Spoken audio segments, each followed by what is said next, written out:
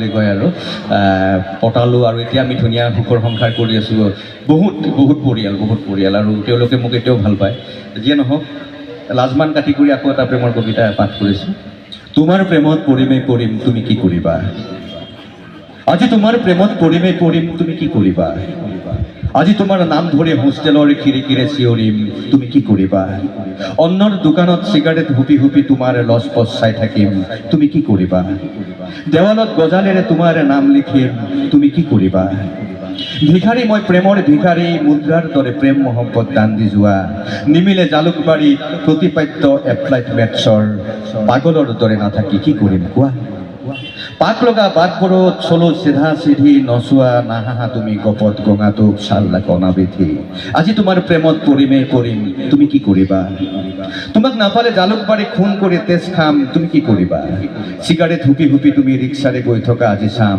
তুমি কি কৰিবা তুমি হেয়াৰ ভাৰ্টিলেজাৰ ক্লিনিক প্লাছেৰে বতাহত চুলি উৰুৱাইছা মই মিটচেল ফুকুৰ দ্য বাৰ্থ অফ ক্লিনিকেৰে জীৱনক অনুবাদ কৰিছোঁ তুমি নিমাৰো চাবনেৰে বুকুত সপোনৰ ফেন তুলিছা মই টেৰৰিষ্ট ভাৱনাত তুলি দুস্বপ্নৰ গুলি ফুটাইছোঁ তুমি লেকমেৰ ৰঙেৰে ওঠ ৰঙা কৰি মেঘালীত হাঁহি হাঁহি ঢলি পৰিছা মই আকাশত ফুলা কৃষ্ণচূড়াৰ ঢৌত নাও বাই ফুৰিছোঁ হোষ্টেলৰ পৰা তোমাক চিঞৰি মাতি মাজি তুমি কি কৰিবা মই গাঁৱৰ পৰা অহা খেতিৰ ৰহস্য জানো জমিদাৰৰ বুকুত বহুৱাবলৈ খেল তুমি যদি চহৰৰ খানদানত নজ্বলা ধূপৰ সুগন্ধি তেনেহ'লে খতম খেল তোমাৰ প্ৰেমৰ চলিষ্টেড মেটাফিজিক্সত বৰবাদ হৈ যাবলৈ আজি মোৰ মন গৈছে বৰকৈ তুমি কি কৰিবা ক্ষত্ৰিয়ৰ ফটোষ্টেটত ছেকেণ্ড চেমৰ নোটছ জেৰক্স কৰিবা অন্যথা সোণালী পিচিঅ'ৰ বুথত সোমাই কোনোবা স্বপ্নৰ ৰাজকুমাৰক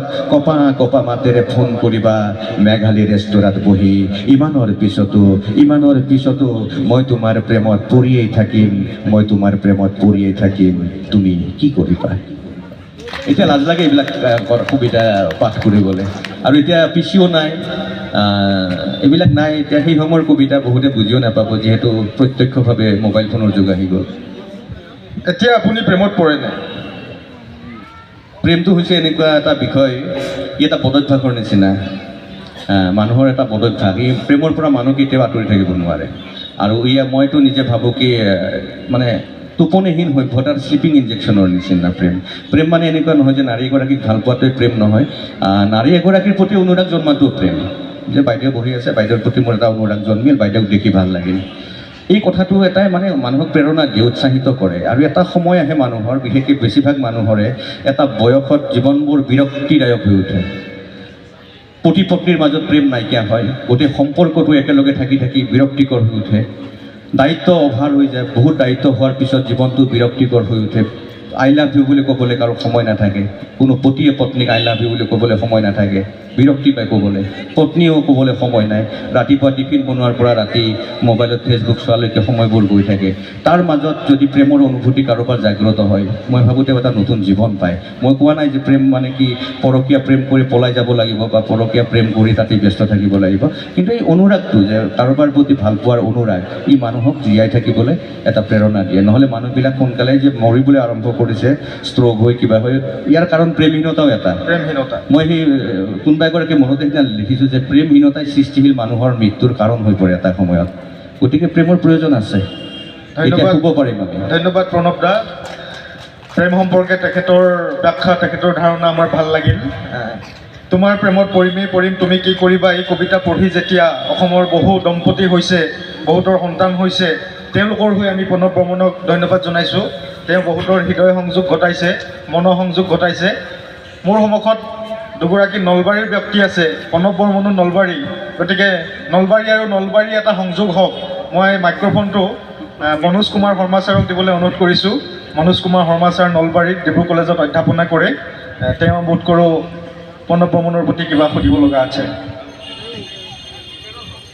বিষ্ণু জুবিন গাৰ্গ এটা দুবছৰীয়া শিশু আজি মায়াবিনী ইমান ধুনীয়াকৈ গায় গতিকে পৰিৱৰ্তন এটা কিন্তু ভিতৰি আহিছে আৰু আমি এটামান দশক পিছত আমি এটা সম্পূৰ্ণ সুন্দৰ সুঠাম প্ৰজন্ম পাম, নতুন অসমীয়া প্ৰজন্ম পাই আছোঁ। ৰাজনৈতিকভাৱেও পাম, তেওঁলোকেহে গোটেই সিদ্ধান্ত গ্ৰহণ কৰিব, আৰু সামাজিক সাংস্কৃতিকভাৱেও পাম।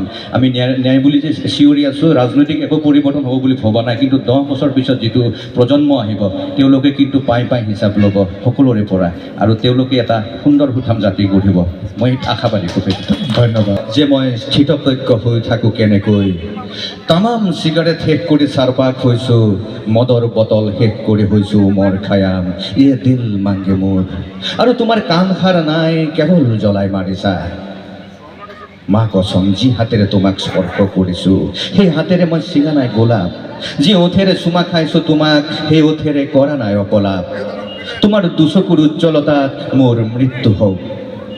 এনেদৰে তুমি আঁতৰি গ'লে উন্মাদ পৃথিৱী অযুত বছৰ, এনেদৰে তুমি থৰ হৈ চকুৰ ফালে চালে এই পৃথিৱী চিৰকাল নিশ্চয়। কেনে আছা বাৰু, এৰি থৈ আহিলা নেকি সৰল বিশ্বাসক শৈশৱৰ সমুদ্ৰত, পাহৰণিৰ ঢৌবোৰত এৰি দিলা নেকি গুণগুণ অন্তৰংগ হেঙুলীয়া আকাশত, মোহনীয় যৌৱনৰ নীল স্বপ্নক এৰি থৈ আহিলা কোনটো বসন্তৰ ধবল স্তপত। এনেদৰে তুমি মই ঘড়ীৰ বুৰঞ্জীত ধূসৰ স্বপ্ন হৈ যামনে?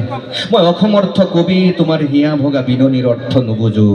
ৰৈ ৰৈ বাজে কৰবাত ভোকে ভাগৰে স্কুল ছুটিৰ ঘণ্টা, একৰ এক গ'ল এদিন সেদিন বা।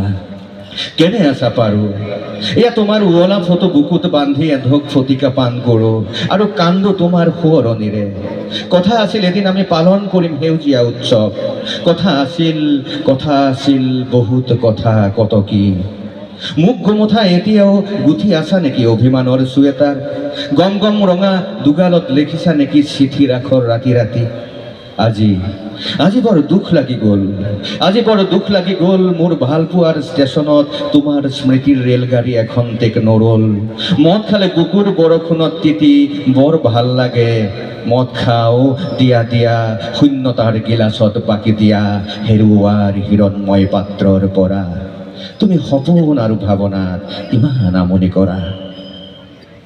যিহেতু কবিতা এটাক মানুহে লৈছে, মইনো কেলে বেয়া বুলি ক'ম এতিয়া, বা মই কেলে কবিতাটোক মই এতিয়া আৰু এনেকৈতো নকওঁ যে মই এইটো কবিতা এতিয়া নাগাওঁ আৰু মোৰ বয়স হ'ল এই কবিতাটো নাগাওঁ।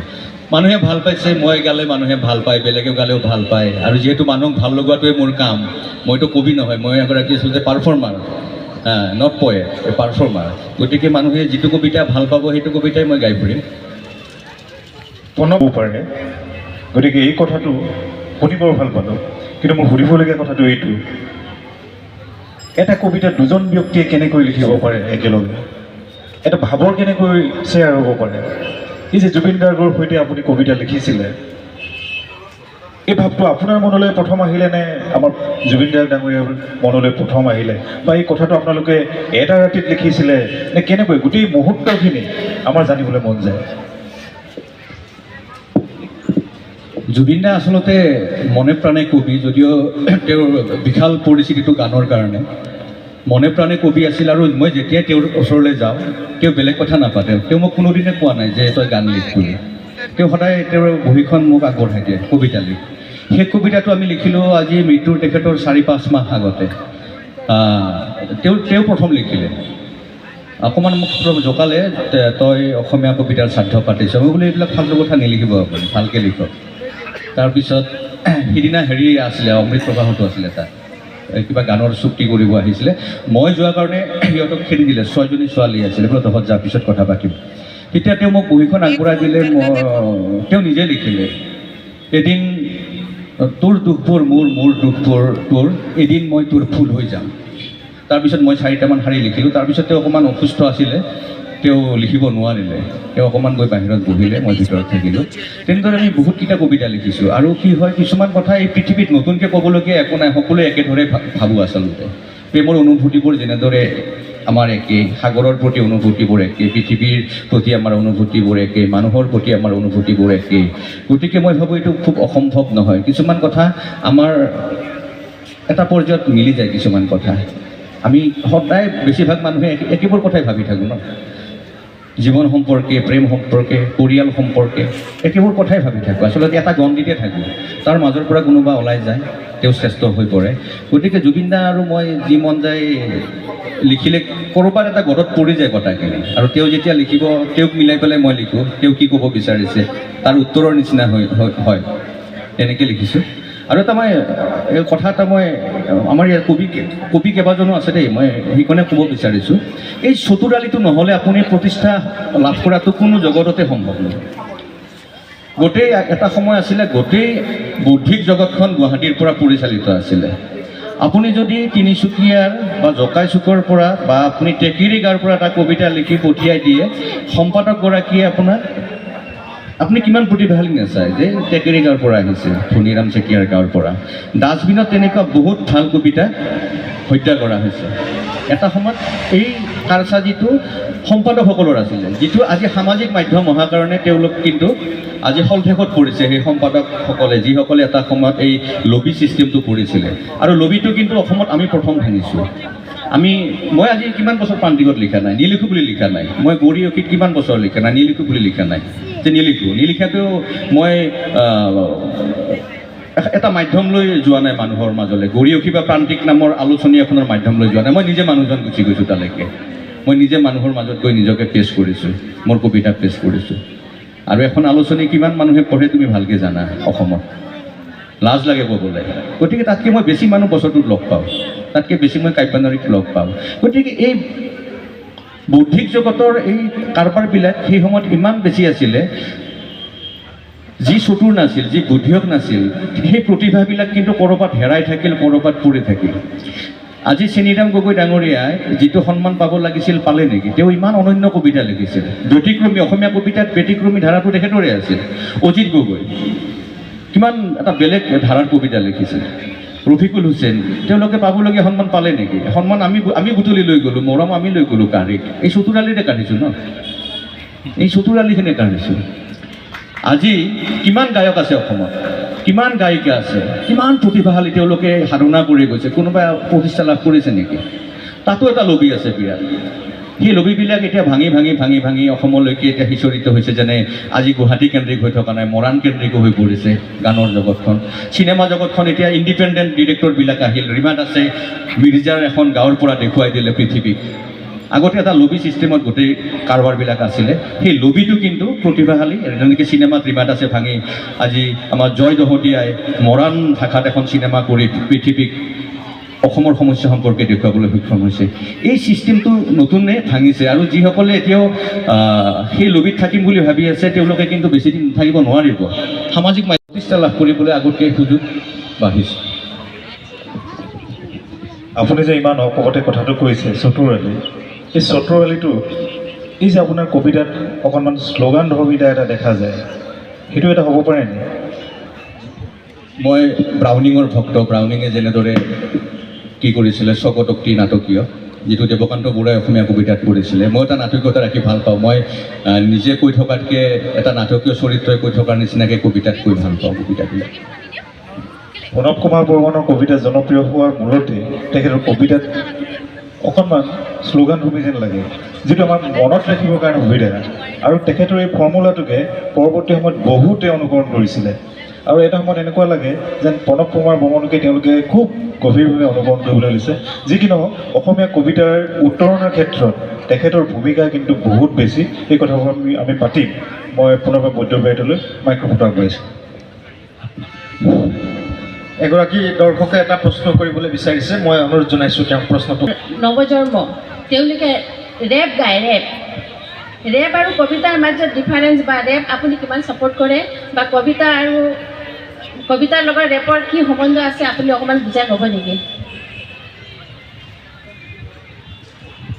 ৰেপটো আমি বহুতে ভুলকৈ ভাবি থাকোঁ। আচলতে ৰেপটো এটা প্ৰতিবাদী পশ্চিমীয়া বহুত দেশত, যিবিলাক দেশত কমিউনিষ্ট শাসন আছে, বা যিবিলাক দেশত এতিয়াও নিপীড়ন আছে সাম্ৰাজ্যবাদৰ, যিবিলাক দেশত নিৰ্যাতন আছে, সেইবিলাক দেশত তাৰ গায়কসকলে ৰেপটোক